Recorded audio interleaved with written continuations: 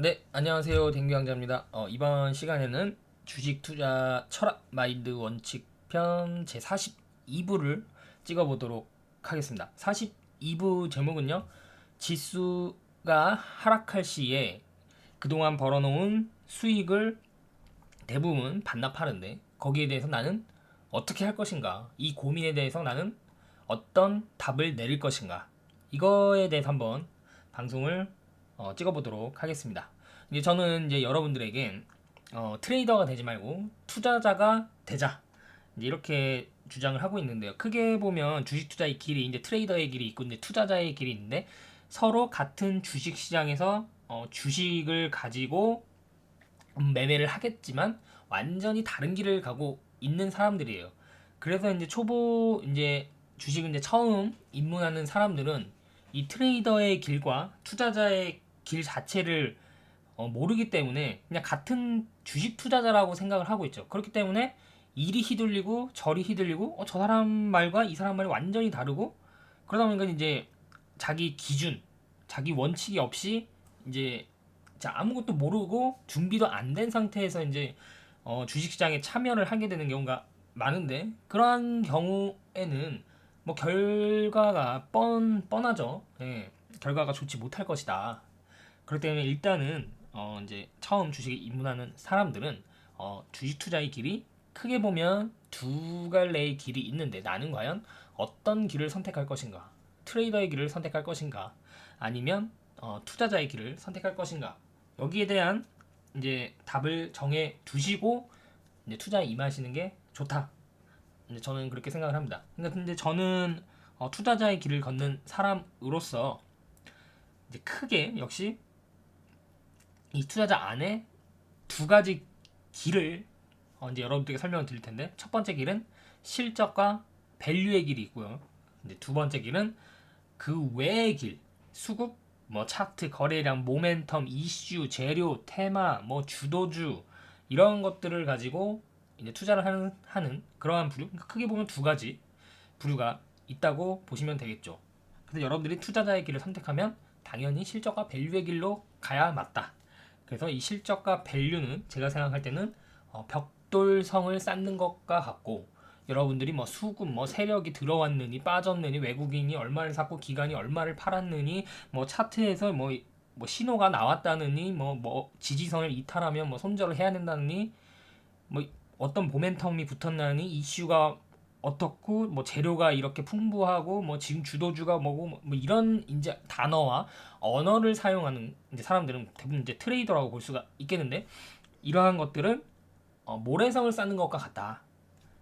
그래서 밀물과 썰물이 오가면 아주 멋있는 모래성을 쌓아서도 한순간에 무너질 수 있는 그러한 투자라고 저는 생각을 하고 그리고 벽돌성을 쌓는다면 웬만하면 무너지지 않습니다. 네. 뭐 수백 년이 갈 수도 있고요. 그래서 이제 여러분들이 처음부터 모래성을 쌓지 말고 이 벽돌성을 쌓았으면 좋겠다. 저도 이제 계속 벽돌성을 쌓고 있는 사람으로서 그러한 조언을 해드리고 싶습니다. 통계를 보면 항상 이런 이야기들이 나오죠. 개인 투자들은 항상 돈을 잃는다. 그래서 이제 개인 투자 90% 이상은 주식 투자를 실패한다. 네, 이거 참 안타까운 일인데요. 그래서 이제 이러한 사람들이 쓰는 언어가 있습니다. 아까 말한 것처럼 뭐 수급, 차트, 거래량, 모멘텀, 이슈, 재료, 뭐 최근에 뭐 메타버스가 어쩌고 저쩌고 그리고 지금 주도주가 뭐니 뭐 지금 들어가야 된다니 빠져야 되는 타이밍이 어쩌고 그리고 시장의 돈이 지금 어디로 쏠리고 있다. 그래서 외국인이 뭐 많이 샀다, 기관이 뭐 많이 팔았다, 그리고 어떤 정보를 봤다, 그리고 어떤 투자 기법이 있다. 그리고 앞으로 이제 여기가 뜰 것이다. 유튜브 제목에도 많죠. 앞으로 여기가 뜹니다. 그리고 내년도 2022년 전망, 시장 전망, 그리고 내년도 여기가 좋아집니다. 그리고 삼성전자 뭐 13만 원 갑니다. 뭐 그리고 이제 뭐 경제학자들이 뭐 경제 분석 뭐 열심히 합니다. 근데 과연 이러한 것들을 생각을 하고 이러한 언어를 계속 쓴다면 아마 앞으로의 투자 결과도 분명히 좋지 않을 것이다. 극소수를 제외하면 좋지 않을 것이다. 이제 그런 말씀을 드리고요. 그래서 이제 우리나라 종합 주가 지수를 보시면 뭐 꾸준히 우상향은 했지만 그 과정은 정말 지저분하다. 많이 오르면 떨어지고 많이 떨어지면 많이 오르고. 근데 이러한 상황에서 어쨌든 종합 주가 지수라는 거는 계속 유동성과 인플레이션을 통해서 계속 상승을 함에도 불구하고 왜 개인 투자자들은 90% 이상 주식 투자 실패하는가? 이거에 대해 이제 곰곰이 생각을 해보면 뭐 가장 큰 이유는 고평가 주식, 지금 당장 반짝반짝 빛나는 별 같은 주식들 있죠.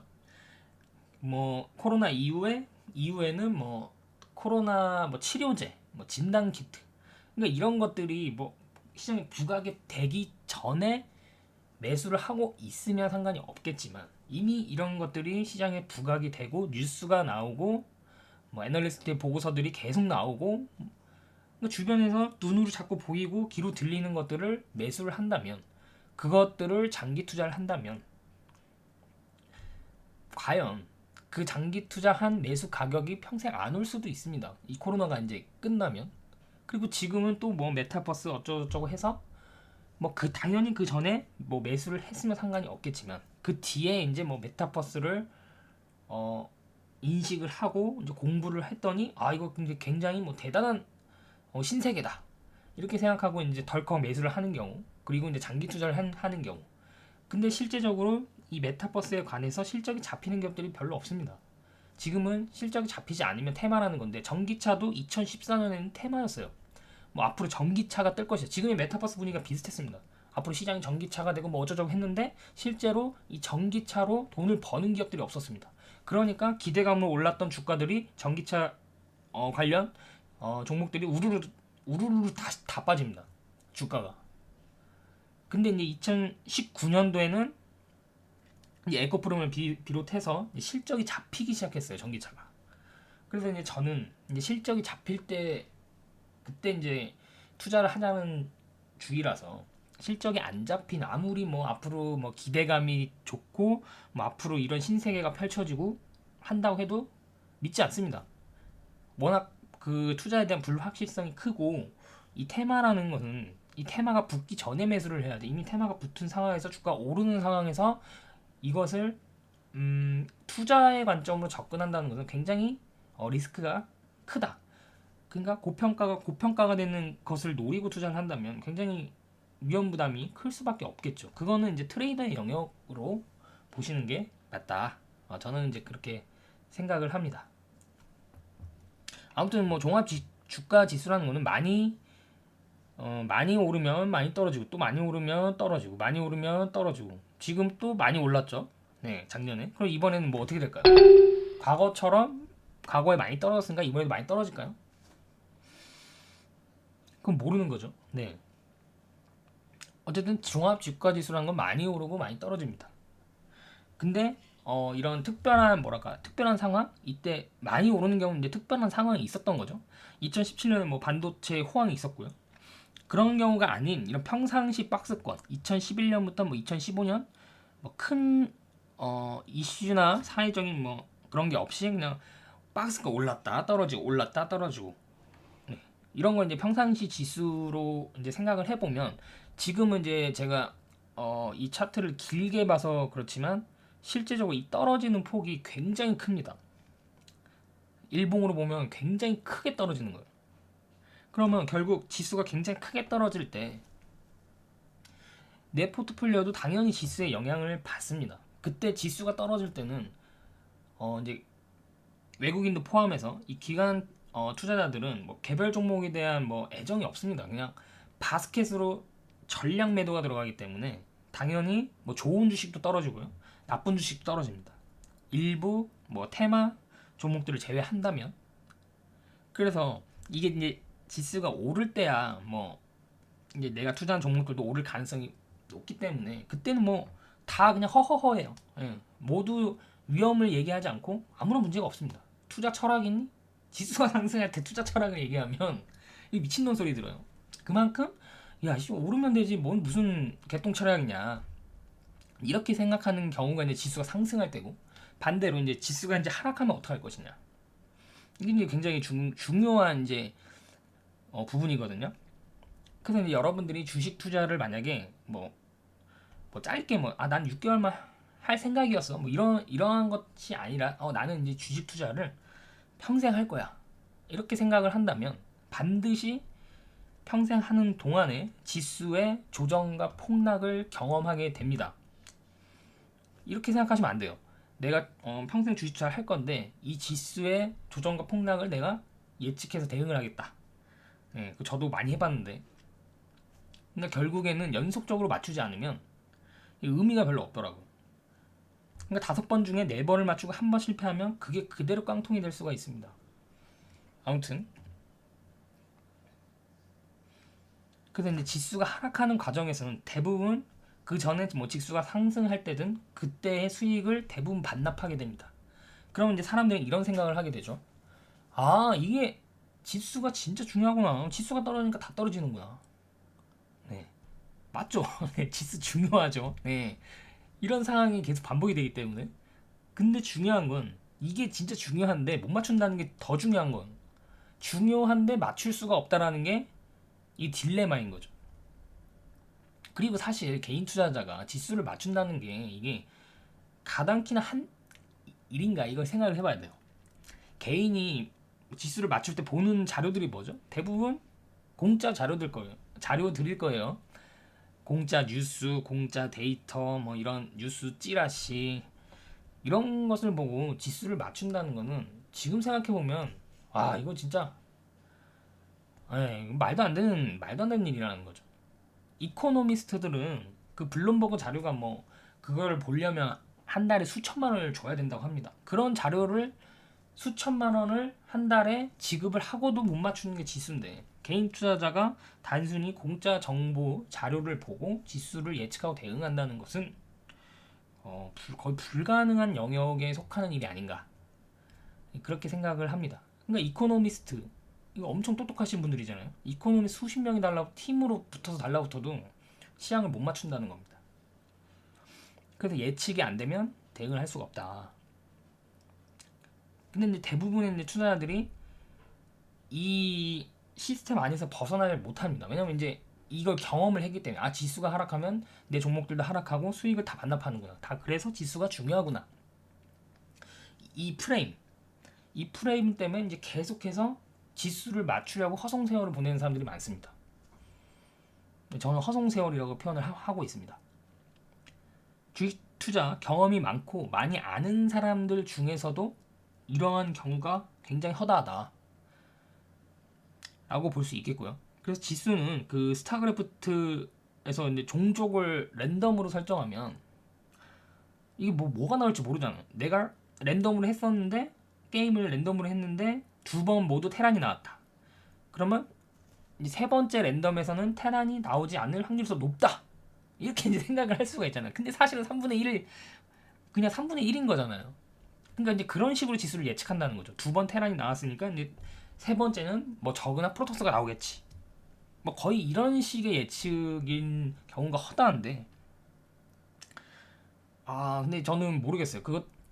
그거는 지수는 랜덤이기 때문에 맞출 수가 없다. 뭐 최근에 뭐 오미크론 때문에 주가가 떨어지고, 뭐 오미크론의 증상이 경미하다, 뭐 이런 것 때문에 지수가 올랐다고 보도가 되고 있죠, 언론에서는. 그럼 그게 진짜일까? 진짜 오미크론 때문에 지수가 떨어진 게 맞을까? 아니면 지수가 떨어졌는데 오미크론 재료를 갖다 붙인 것인가? 그리고 또 지수가 올랐는데, 그러니까 오미크론 때문에 지수가 오른 거지, 아니면 지수가 오른 다음에 오미크론이 경미하다는 그런 뉴스를 갖다 붙인 건지, 이거에 대해 여러분들은 진실을 알고 계십니까? 전 여기 의문이 든다는 거죠. 많은 언론이 얘기하는, 그리고 많은 뭐 증권업계 전문가들이 얘기하는 뭐 이것 때문에 지수가 떨어졌다 올랐다는 말을 정말 신뢰할 수 있는 것인가? 선물 옵션의 이해관계도 있고요. 단순히 지수는 오미크론 외적으로 굉장히 복합적인 그러한 요소들이 얽히고 설켜 있습니다. 그래서 이것들을 저는 한번 생각을 해봤으면 좋겠어요. 그리고 피터 린치는 이런 얘기를 했습니다. 시장이 정점인지 바닥인지, 즉 주식을 사야 되는 타이밍인지 팔아야 되는 타이밍인지 예측하려 드는 것은 시간 낭비일 뿐이다. 나는 한 번 이상 연속해서 시장을 정확히 예측한 사람을 본 적이 없다. 네, 뭐 여러분들은 본 적이 있습니까? 시장을 계속 잘 맞추는 사람을 본 적이 있습니까? 한 번 예측이 틀리잖아요. 그러면 그건 완전히 이제 박살나는 포지션입니다. 예측 시장을 먼저 예측을 해서 들어간다는 것은. 저는 그동안 뭐 주식 투자 10년 넘게 하면서 그런 사람은 못 본 것 같아요. 국내에서. 네, 시장 연속적으로 맞추는 사람 못 본 것 같아요. 여러분들은 본 적이 있습니까? 만약에 여러분들이 봤다면, 야, 그 사람 완전 귀인이죠. 예. 그 사람 밑에 딱 달라붙어 있으면 되죠. 아니, 시장을 계속 맞추는데, 예, 이 사람을 이길 사람은 없어요. 그래서 제가 아까도 얘기했다시피 시장 예측이 안 되면 대응은 불가능한 겁니다. 대응을 막 하려고 하면 결국 바닥에서 손절을 하게 돼요.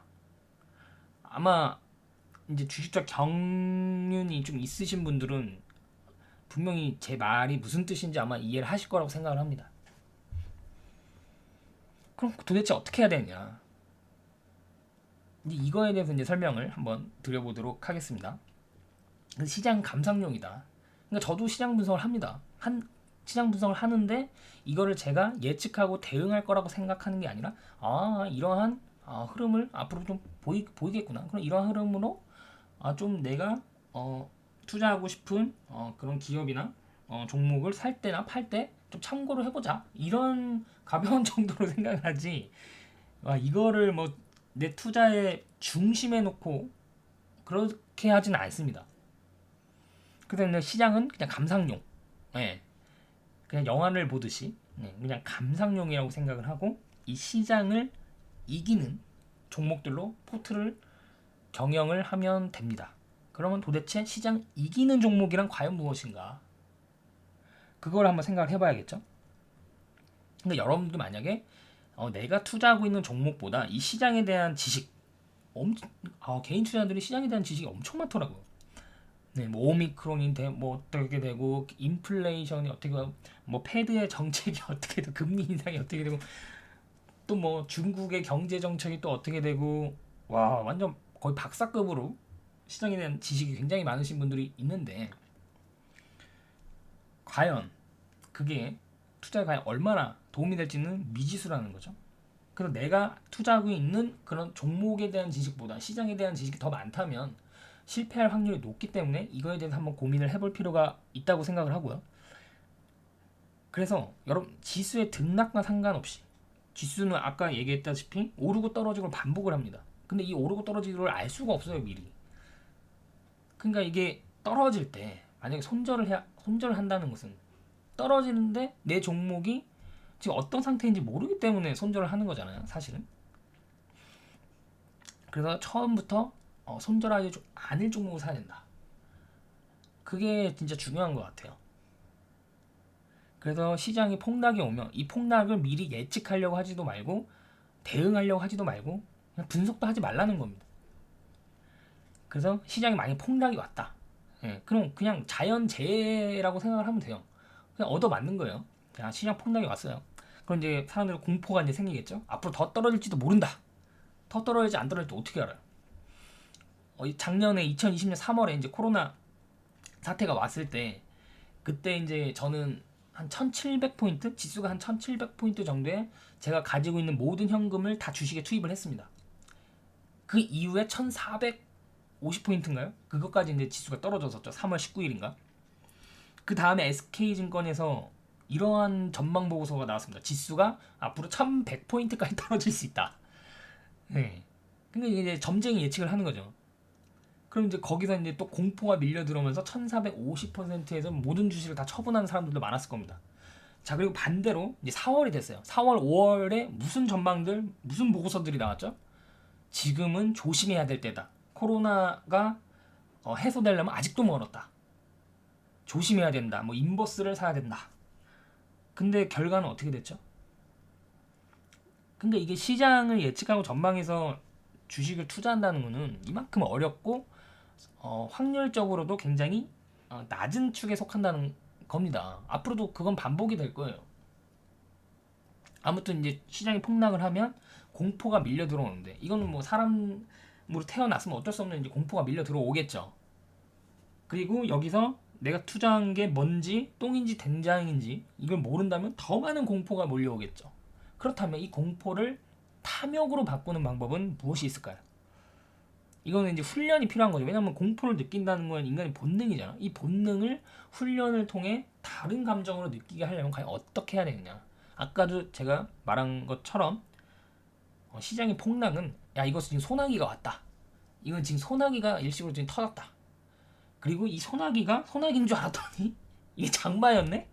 뭐 그럴 수도 있잖아요. 이게 소나기인지 장마인지는 알 수가 없는 거예요. 비가 내려요 막 지금. 그럼 이 비가 소나기든 장마든 이건 언젠가는 끝나겠죠. 언젠가는 끝이 납니다. 계속 소나기나 장마가 이어지지 않죠. 그럼 자 어떻게 되냐?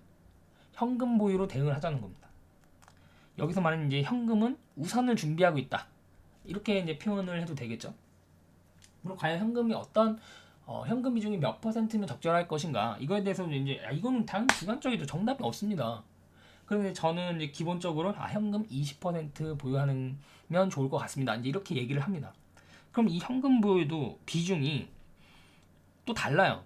과연 예금과 적금에 들어있는 현금도 포함되는 현금 비중으로 할 것이냐, 아니면 그냥 주식 계좌에 들어있는 현금만 현금 비중을 할 것이냐. 이제 저 같은 경우에는 이제 뭐 대부분의 이제 소득을 주식 계좌를 운영을 하기 때문에 저는 이제 예금과 적금도 현금 비중으로 포함을 시킵니다. 그래서 예를 들어서 뭐 주식 계좌에 현금이 아예 없더라도 내가 예금 적금을 보니까 현금 비중이 20%는 되는 것 같다. 그러면 그냥 저는 현금 지금 한 20% 정도 보유를 하고 있다고 생각을 하고 있습니다. 그러니까 이건 또 달라요. 아니다. 나는 예금 적금에 대해 들어있는 돈까지 집어넣을 생각 없다. 그러면 이제 주식 계좌로 이제 기준을 삼아야겠죠. 그건 이제 뭐 사람마다 다른 거고. 아무튼 중요한 것은 이 소나기나 장마가 왔을 때 우산을 준비를 하고 있어야 된다. 이 소나기나 장마는 자연재해이다. 예. 이렇게 생각을 좀 하고 있으면 좋을 것 같아요. 그러면 이 현금을 보유하고 있는 이유는 뭡니까? 주식을 시장이 폭락을 했을 때 조금 더 싸게 사기 위해서 현금을 가지고 있는 거죠. 자, 그럼 어떤 주식을 사야 되냐? 그럼 이것은 소나기나 장마가 터지기 전부터 준비를 하고 있어야 되죠. 시장이 폭락해서 나는 이 주식을 살 것이다. 이게 이미 내 머릿속에 각인이 되어 있어야 됩니다. 그럼 이 기준을 제가 한번 말씀을 드려볼게요. 자, 이제 세 가지 기준인데 첫 번째는 무조건 돈을 잘 버는 기업이야겠죠. 그죠? 그냥 그 실적이 깡패라는 말도 있잖아요. 이게 진짜예요. 주식시장에서는 결국에는 돈 잘 버는 기업의 주가는 오르게 되어 있습니다. 자, 그럼 잘 번다는 것은 무슨 의미일까요? 과거보다 잘 번다는 거죠. 그러니까 절대적인 수치, 뭐 수조 원을 버는 회사가 돈을 잘 버는 거고, 뭐 몇백억 원을 버는 회사는 돈을 못 버는 그런 개념이 아닙니다. 수조 원을 벌어도 과거보다 지금 더 잘 벌어야 이게 돈을 잘 번다는 의미고요. 뭐 100억 원을 벌어도 지금 이제 과거가 100억 원이고 지금 120억 원을 벌면 그 기업은 돈을 잘 버는 기업입니다. 따라서 단순히 수조 원의 매출액을 일으킨다고 대형주가 우량하다는 것은 어쩌면 편견일 수 있다라는 것이죠. 그냥 전년 대비 그리고 전년 동기 대비 결국 성장을 하느냐, 돈을 잘 벌고 있느냐, 과거보다 잘 벌고 있느냐. 일단 그게 첫 번째. 그리고 이제 두 번째는 첫 번째 기준만 만족하는 기업을 산다면 좀 부족하죠. 왜냐? 주가가 이미 그 돈을 잘 버는 것을 반영을 하고 있을 수도 있잖아요. 대부분 뉴스에 나오는 기업들이 바로 이 첫 번째에 속한 기업들입니다. 분명히 뉴스 기사에는 이것도 좋고 뭐 저거 사업도 잘 되고 뭐 실적이 이만큼 좋아졌다고 뉴스가 나올 겁니다. 그럼 과연 그 주식이 싸냐? 이미 기사를 통해서 대중화가 됐는데 과연 그 주식이 쌀 것이냐? 과연 시장 참여자들이 그걸 모를 것이냐? 그렇게 완전히 다 공개가 되어 있는데 그렇게 싸게 방치를 해줄 것이냐? 아마 그럴 가능성 거의 없다고 보셔야 되겠죠. 대부분 그렇게 이제 공개가 되어 있는, 그러니까 기사로 공개가 되어 있는 상황에서는 이미 살 사람은 다 샀다. 그렇게 보셔도 무방하겠죠. 그래서 소외와 고통을 즐기라는 말이 이미 뉴스에 나오고 이게 좋다, 반짝반짝 빛나고 있다. 이거는 내가 소외와 고통을 짊어지지 않겠다는 그런 의미일 수도 있잖아요. 네. 그 두 번째 조건은 뭐 여러분들 다 이미 들으셨겠지만 주식은 싸게 사야 된다. 이런 말 엄청 많이 들어보셨죠? 그러면 그럼 도대체 뭐가 싸게 사는 거냐? 이렇게도 질문을 할 수가 있겠죠.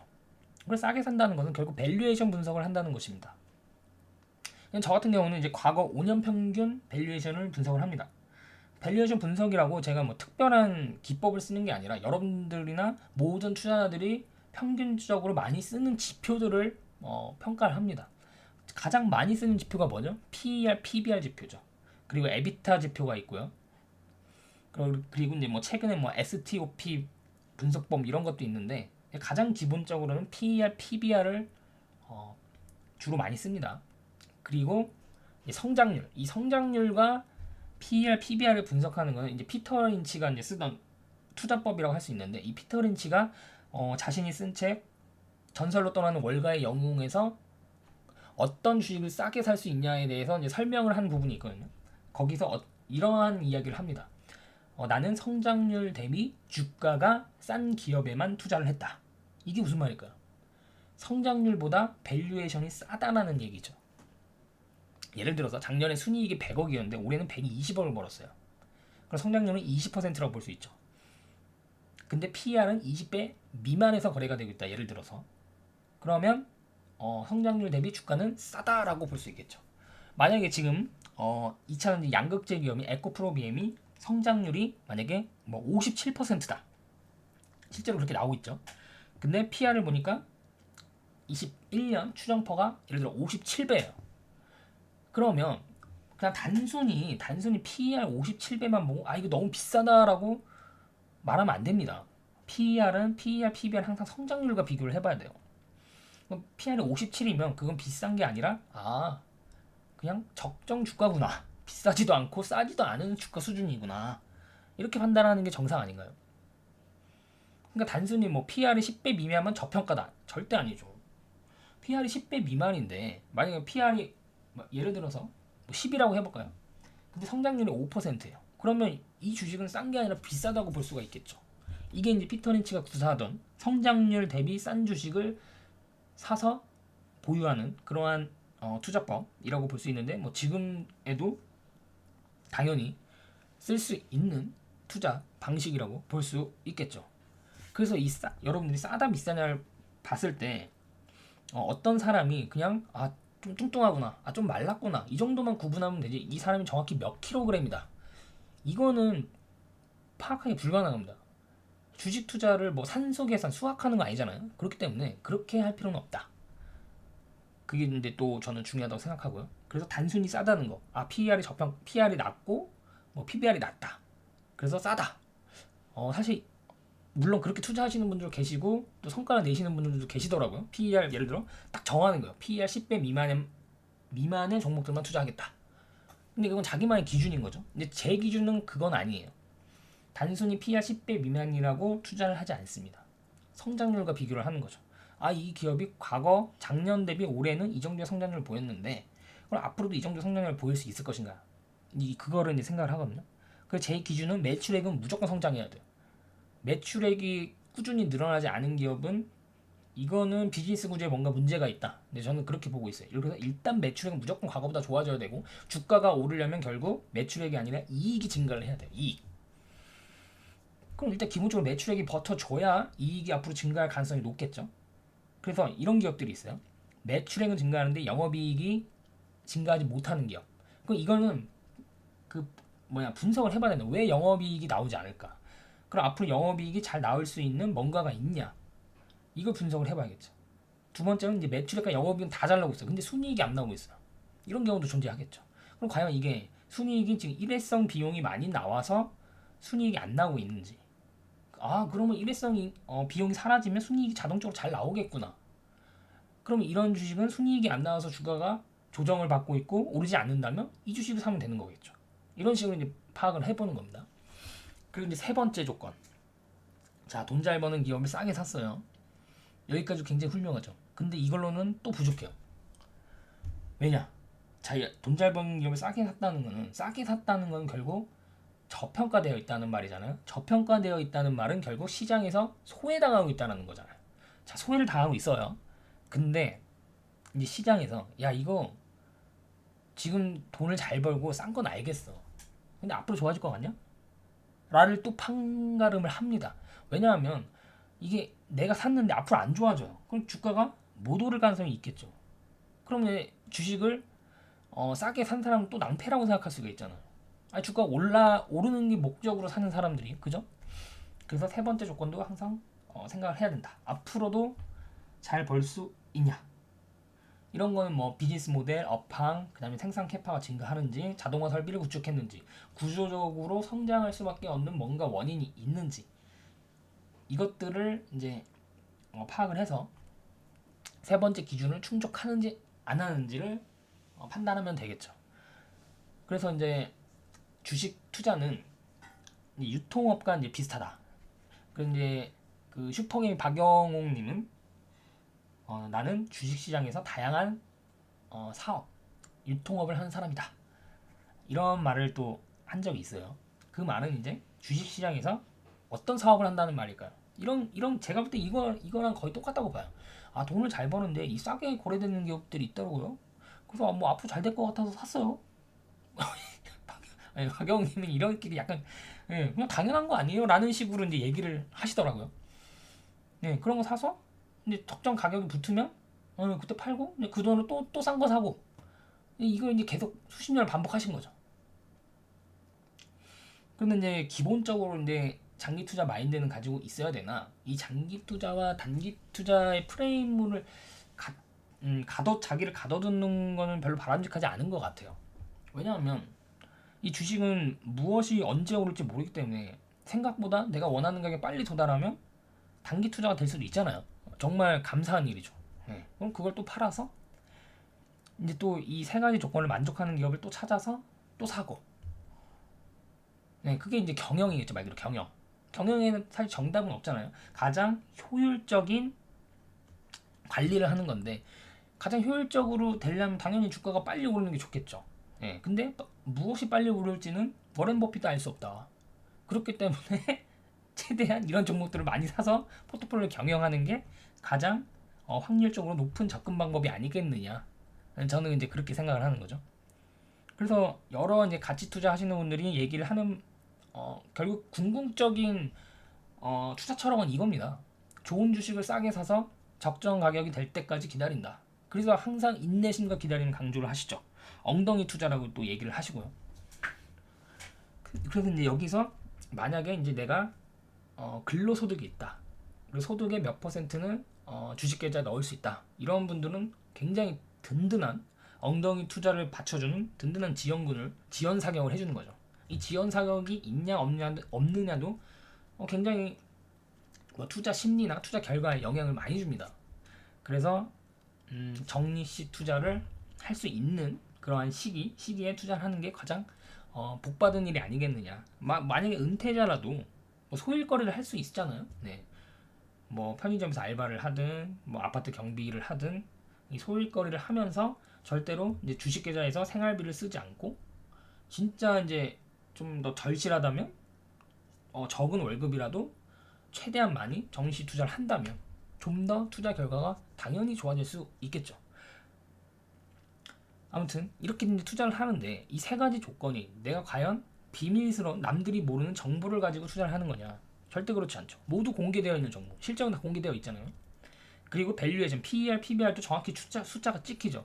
모두 공개되어 있는 정보입니다. 공개되어 있는 정보를 가지고 투자를 해야 돼요. 왜냐하면 남들도 그 공개되어 있는 정보를 보기 때문이죠. 이게 그거를 바탕으로 투자가 이루어지지 않는다면 이 가격에 대한 가치에 대한 근거가 없잖아요. 네. 그리고 제가 뭐 비트코인을 비하하는 건 아니지만 이 비트코인의 적정 가치가 과연 얼마인가? 이 공개되어 있는 뭐 실적에 대한 그런 뭐 그게 있냐? 그게 없다라는 거죠. 그게 없어서 저는 투자를 하지 않겠다라는 거죠. 아무튼 공개되는 정보로 해야 되는데 그렇다면 이미 다 공개된 정보를 내가 얼마나 많은 데이터를 누적을 시키고 그 데이터를 비교 분석을 해서 판단을 하냐 이건 좀 시간이 조금 걸리죠.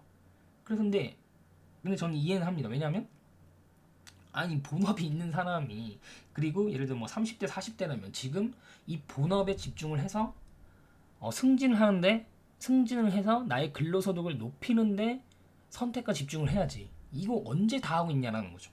이 주식 투자도.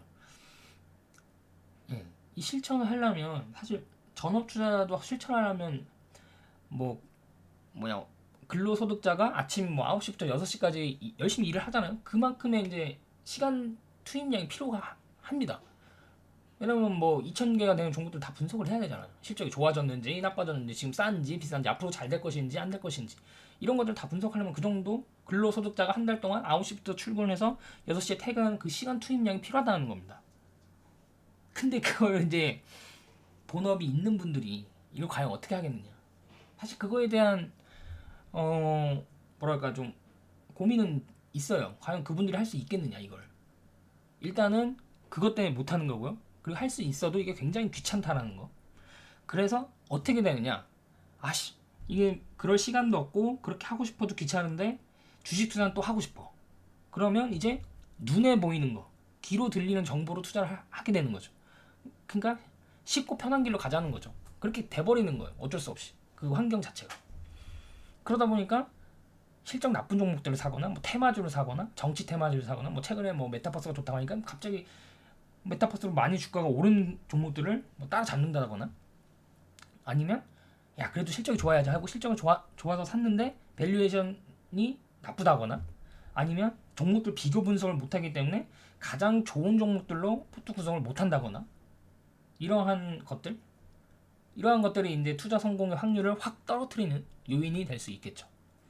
그러니까 뭐 눈에 보이고 귀로 들리는 그냥 대충 투자를 해도 당연히 얻어 걸릴 수는 있잖아요. 예, 투자 성공할 수도 있죠. 근데 그럼 과연 그 투자 성공이 연속적으로 이어지겠느냐, 이런 식으로 투자를 했을 때 결국 0으로 수렴한다는 거죠. 네, 초심자의 행운처럼 당연히 성공할 수 있죠. 확률적인 접근이 낮더라도 0%의 확률은 아니잖아요. 근데 그 확률 투자가 계속 반복되면 결국 0으로 수렴한다는 거죠. 근데 여러분들이 뉴스에 봤을 때 이 종목이 좋습니다, 뭐 이래서 좋고요 저래서 좋습니다 라고 나왔을 때, 그럼 과연 그 주식이 싸냐 비싸냐는 거죠. 그리고 과연 그 주식이 다른 주식과 비교했을 때 더 좋냐라는 거죠. 그런 것들을 비교 분석을 해야 된다. 근데 대부분 안 하기 때문에, 그래서 나한테도 기회가 있는 것이다. 저는 이제 그렇게 생각을 합니다. 그래서 지금도 뭐 시장이 뭐 3,000포인트 왔다 갔다 하지만, 그러니까 이제 연말이 되면 이제 증권사에서 이제 2020년도 시장 전망을 하잖아요. 네, 저는 뭐 당연히 시장 전망 하지 마라라는 주의지만, 근데 저는 이제 이것으로 뭐 유튜브도 하고 블로그도 쓰고 하는 입장에서는 또 이제 봐야 되는 또 의무가 있다고 생각을 하기 때문에 다 봅니다. 그리고 다 근거들이 다 있어요. 예. 증권사들이 시장 전망 다 틀린다고 하지만 근거들 그래도 열심히 조사합니다. 그래서 그 증권사 평균을 보면 2,800에서 3,300포인트로 이제 밴드를 제시하더라고요. 그리고 이제 최대치를 보면, 최대 최소치로 보면 2,610포인트에서 3,500포인트로 전망을 하더라고요. 그러면 그냥 그것을 기준으로 봤을 때는 지수가 지금 3,000포인트인데 2,600포인트까지 떨어질 수도 있다는 거잖아요. 그쵸? 그게 실제로 떨어질지 안 떨어질지는 아무도 모른다. 그럼 여러분들은 2,600포인트까지 지수가 떨어지면 어떻게 할 것이냐? 그쵸? 네. 아까 얘기 드렸죠? 뭘 어떻게 하긴 뭘 어떻게 해요. 현금을 보유해서 그때 다 쓸어 담는다, 이런 생각을 갖고 있으면 되잖아요. 그럼 근데 만약에 2,600포인트 안 떨어져요. 뭐 2,700, 800에서 멈출 수도 있는 거고 아무도 모르죠. 네. 2,800 평균치인 2,800을 하단으로 뭐 할 수도 있는 거고요. 그러니까 이제 분할해서 사는 거죠. 2,800에도 사고, 2,700에도 사고, 2,600에도 사고, 그렇게 하면 되는 거예요. 뭐 네. 지수는 그렇게 가볍게 보시면 된다. 그럼 아무튼 지금 3,000포인트라고 한다면 딱 중간에 있죠. 밴더. 네. 그러니까 그 전망치가 맞다고 가정했을 때 당연히 뭐 많이 틀리겠지만, 지금 지수 상태는 비싸지도 않고 싸지도 않은 그러한 약간 어정쩡한 위치에 있다. 뭐 이렇게 보시면 되지 않을까요? 뭐 저는 그냥 그렇게 가볍게 생각을 합니다. 물론 뭐 당연히 제가 틀릴 수도 있죠. 나중에 알고 봤더니 3,000포인트가 대바닥이었다. 예, 그럼 그럴 수도 있잖아요. 그래서 단순히 지수가 이제 앞으로 떨어질 것이라고 마켓 타이밍을 맞춰서 뭐 주식을 다 팔고 현금화를 시킨다거나 그때까지 기다리겠다거나 그런 식으로 타이밍 잡는 투자법은 좀 옳지 않은 것 같아요. 3,000포인트에서도 당연히 주식을 가지고 있어야죠. 그리고 일부 현금을 가지고 있고 그러면 될 것 같아요. 네. 그래도 지금 3,000포인트 상황에서도 지금도 돈 잘 벌고 주가도 싸고 그리고 내년도도 업황이 좋아질 것 같은데 그냥 1년 내내 소외받는 고통받고 있는 종목들이 저는 널려 있다고 봅니다. 네. 올해는 뭐가 주목을 많이 받았죠? 2차전지 대표적으로 이제 실적과 근거한 종목군들을 보면 2차전지 소재 기업들이 가장 주목을 많이 받은 것 같고요. 실적과 상관없이 테마성으로 본다면 메타버스 정도 관심을 많이 받은 것 같습니다. 근데 이러한 기업들 여러분들 이러한 기업들 2년 3년 전 차트를 한번 보세요. 그때는 완전 소외되고 완전 고통받고 있었죠. 근데 이러한 것들이 이제 반복이 되는데 그러니까 문제점은 이러한 주식들을 가장 좋을 때 산다는 겁니다. 가장 좋을 때 사면 안 돼요. 네. 그러니까 2차전지도 사실은 2019년에 사서 보유를 하고 있어야 정상이죠. 사실은. 투자를 한다는 가정하에. 지금은 투자라기보다는 그냥 뭔가 지금 이게 없으면 안 될 것 같다는 뭔가 막연한 공포라고 해야 될까요? 그런 것 때문에 이제 산다면 그건 올바른 투자는 아니겠죠. 그쵸? 그래서 아무튼 이러한 종목들이 나중에 이제 시장에 주목을 받기 위해서는 기다림이 필요하다. 소외와 고통이 시장에서 풀리려면 상당히 시간이 오래 걸립니다.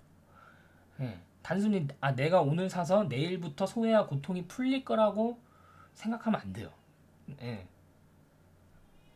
주식 투자하는 사람들은 다 그렇게 생각하죠. 빨리 수익을 얻는 게 가장 베스트죠. 저도 빨리 수익을 얻고 싶어요. 근데 그게 안 돼요. 왜냐? 주가를 모르기 때문에.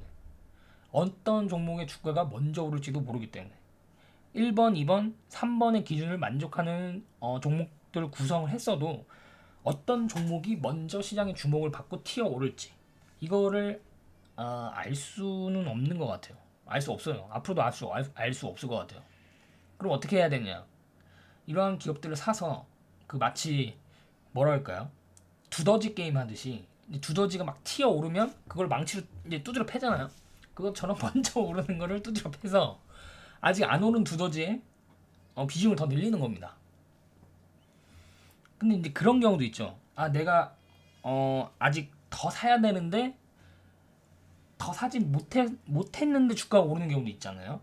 그런 경우는 그냥 그거에 만족하는 겁니다. 그걸로 만족하고 다시 이제 안 오른 종목 다시 사고 그런 식으로 접근을 해야지 모든 것을 다 완벽하게 뭔가 투자로 연결시키겠다고 하면 스트레스를 많이 받고 절대 그럴 수도 없고요. 좀 그렇게 좀 접근하셨으면 좋을 것 같아요. 그리고 이제 또 주식 투자는 자본으로 하는 게 아니라 시간으로 하는 것이다. 그 얘기를 또 드리고 싶은데 만약에 연평균 20% 수익을 목표로 포트폴리오 운영을 한다면 20%는 대단한 수익률이죠. 기관 투자자들 업계 최고 기관 투자자 펀드 매니저 봤을 때 업계 최고 수익률이 연간 15%. 만약에 15%를 펀드 매니저가 올렸다. 그러면 엄청난 수상을 할 겁니다. 대상을 받을 거예요. 근데 어떻게 연평균 20%를 가정할 수 있느냐? 개인 투자자니까. 개인 투자자니까 이게 가능한 거죠. 이 부분에 대해서는 제가 과거 유튜브에 좀 설명을 드렸던 것 같아요. 왜 20%가 가능한지, 그리고 어떻게 하면 되는지. 가능한 것만 알고 있으면 안 되죠. 어떻게 해야 이게 달성이 되는지를 알고 있어야 되잖아요. 그 부분은 설명했으니까 넘어갈게요. 그래서 만약에 20세, 내가 20살이에요. 내가 20살에 1,000만 원을 이제 주식 투자를 시작을 했다고 가정해봅시다. 그럼 이 돈이 얼마나 큰 돈이냐? 31세에 1억으로 주식 투자를 시작하는 사람과 40세에 5억 원으로 주식 투자를 처음 시작하는 사람, 그리고 50세에 30억으로 처음 주식 투자를 시작하는 사람과 같은 금액입니다. 같은 금액이에요. 같은 금액. 그러니까 지금 나이가 젊고 자본금이 적다고 해서 너무 뭐랄까요? 좀 위축될 필요는 전혀 없다고 생각합니다. 내가 만약에 20세예요. 근데 지금 1,000만 원 하고 있어요. 그러면 내가 지금 50세 분의 30억 자본금과 같은 투자금을 가지고 운영을 하고 있구나. 이렇게 생각하고 하시면 돼요. 아무튼 그래서 이런 기업들만 포트폴리오 구성을 해서 1번과 3번을 만족시키는. 그래서 이제 시장이 폭락을 하면 주가 떨어지겠죠. 그럼 더 싸게 산다. 이런 마인드. 예, 시장이 폭락을 해야 싸게 살 수 있는 기회가 생기겠죠. 이게 가장 좀 노멀한, 주식을 싸게 살 수 있는 가장 노멀한 부분이죠. 이 부분이, 이때가 바로 이제 장기 수익률이 극대화되는 시점이겠죠. 시장이 폭락했을 때. 시장이 폭락했을 때 이게 어디까지 폭락할 것인지를 예상하지 마세요. 예, 예를 들어 많이 폭락하잖아요. 2020년 3월처럼. 그러면 용수철 튀어 오르듯이 오를 때도 V자 반도 크게 올라갑니다. 그러니까 뭐 이게 얼마만큼 떨어지겠느냐, 이거를 예측하는 건 의미가 없어요. 그래서 이런 기업들로만 골라서 포트폴리오를 경영을 한다. 근데 언제 어떤 주식이 얼마큼 상승할지 모르기 때문에 분산해서 이런 종목들만 분산해서 가져가는 것이고요. 이런 세 가지 기준을 만족시키지 못하는 묻지마 분산 투자는 이건 분산 투자라고 할 수가 없죠. 예. 근데 이 세 가지 조건을 충족시켜도 변수가 생기겠죠. 네. 좋아질 줄 알았는데 안 좋아지거나. 그러니까 이제 대부분 3번에서 이제 문제가 생깁니다. 그럼 이제 종목이 실패할 수가 있겠죠. 네. 이렇게 조건을 까다롭게 해도 반드시 실패하는 종목이 생깁니다. 네. 저도 매년 실패하는 종목이 생겨요. 그래도 자산 상승에는 지장이 없을 만큼의 포트폴리오 구성을 해야겠죠. 네. 실패하는 종목이 생겨도 자산은 계속 우상향 하도록 만들어야 됩니다. 그럼 어떻게 만드냐? 지금 이것처럼 이런 종목들 다수를 사면 되겠죠. 그럼 반대이기요. 실적이 나쁘거나 고평가되어 있거나 아니면 실적과 상관없는 테마거나, 만약 이런 주식을 여러분들 샀어요. 근데 지수가 확 폭락을 해버렸어요. 그럼 다시 오른다는 보장이 있습니까? 지수 폭락보다 더 두려운 거는 지수 폭락할 때 다 같이 폭락을 하는데 과연 다시 반등할 수 있을까? 여기에 대한 확신이 없으면 더 큰 공포가 밀려옵니다. 그래서 이런 거는 다시 올라올 수 있는 확률이 떨어지잖아요. 그렇죠? 재료로 샀거나 테마로 샀거나 지금 당장 주도주라고 해서 샀거나, 보통 이제 주도주가 바뀔 때가 지수가 폭락할 때 바뀝니다. 그러면 주도주를 샀는데 지수가 폭락했어요. 그리고 주도주가 바뀌었다고 생각을 해봅시다. 제일 큰 낭패겠죠. 그래서 이런 식으로 접근하기보다는 뭐 주도주 따라잡고 이러면 안 돼요. 무조건 실적, 밸류로 접근한다. 그리고 그런 종목들이 나중에 주도주가 되는 겁니다. 그래서 아무튼 이쪽 길은, 그래서 계속 손절을 강요하는 거예요. 왜냐하면 지수가 폭락하고 다시 반등할 거라는 확신이 없기 때문에 손절이 중요합니다. 3%에 무조건 끊어야 됩니다. 이런 식으로 얘기를 하는 거죠. 트레이더들이 대부분 그런 얘기를 하죠. 그래서 오늘은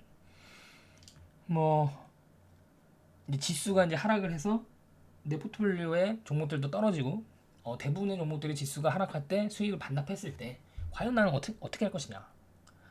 아마 여러분들이 주식 투자 오래 하시면 이 고민에 대한 답을 찾고 싶어 할 거예요.